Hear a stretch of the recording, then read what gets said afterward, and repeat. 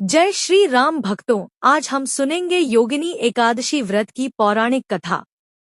आषाढ़ माह के कृष्ण पक्ष की 11वीं तिथि पर योगिनी एकादशी का व्रत किया जाएगा। भगवान श्री कृष्ण से खुद युधिष्ठिर को योगिनी एकादशी के महत्व के बारे में बताया था। ऐसी मान्यता है कि जो इस व्रत को करता है उसे पृथ्वी पर सभी तरह के सुख प्राप्त होते हैं। व्यक्ति जन्म मरण के बंधन से मुक्ति पाता है।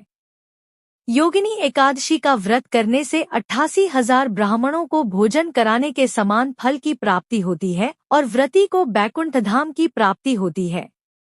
धर्मराज युधिष्ठिर कहने लगे कि भगवन, मैंने ज्येष्ठ शुक्ल एकादशी के व्रत का माहात्म्य सुना। अब कृपया आषाढ़ कृष्ण एकादशी की कथा सुनाइए। इसका नाम क्या है, माहात्म्य क्या है, यह भी बताइए।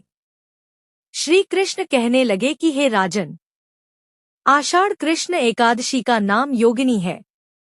इसके व्रत से समस्त पाप नष्ट हो जाते हैं।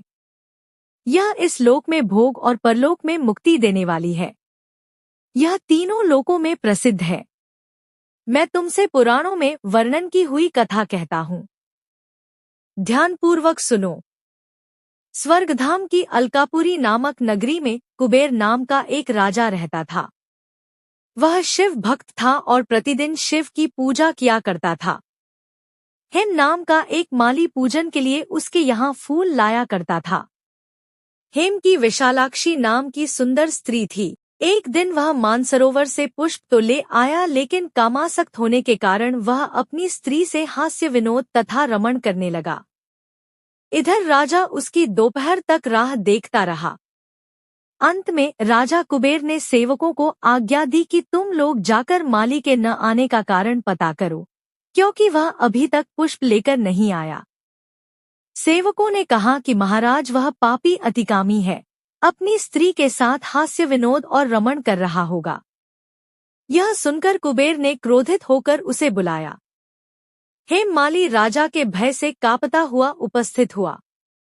राजा कुबेर ने क्रोध में आकर कहा, अरे पापी, नीच, कामी, तूने मेरे परम पूजनीय ईश्वरों के ईश्वर श्री शिवजी महाराज का अनादर किया है।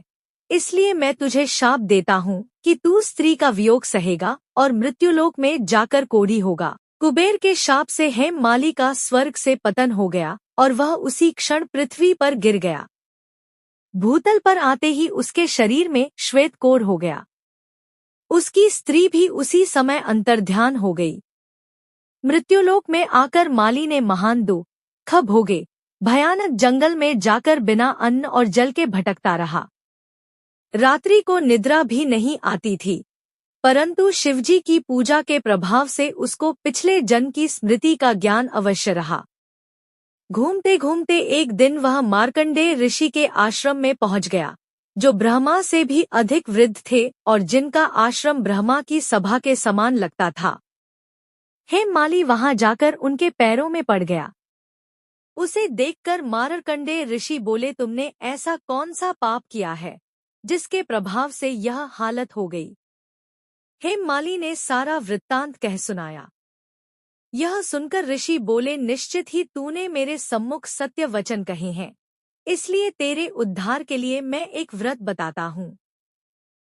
यदि तू आषाढ़ मास के कृष्ण पक्ष की योगिनी नामक एकादशी का विधिपूर्वक व्रत करेगा तो तेरे सब पाप नष्ट हो जाएंगे। यह सुनकर हेममाली ने अत्यंत प्रसन्न होकर मुनि को साष्टांग प्रणाम किया। मुनि ने उसे स्नेह के साथ उठाया। हेममाली ने मुनि के कथनानुसार विधिपूर्वक योगिनी एकादशी का व्रत किया। इस व्रत के प्रभाव से अपने पुराने स्वरूप में आकर वह अपनी स्त्री के साथ सुखपूर्वक रहने लगा। भगवान कृष्ण ने कहा, हे राजन, यह योगिनी एकादशी का व्रत 88,000 ब्राह्मणों को भोजन कराने के बराबर फल देता है। इसके व्रत से समस्त पाप दूर हो जाते हैं और अंत में स्वर्ग प्राप्त होता है। जय श्री विष्णु। आप सभी को योगिनी एकादशी व्रत की हार्दिक शुभकामनाएं।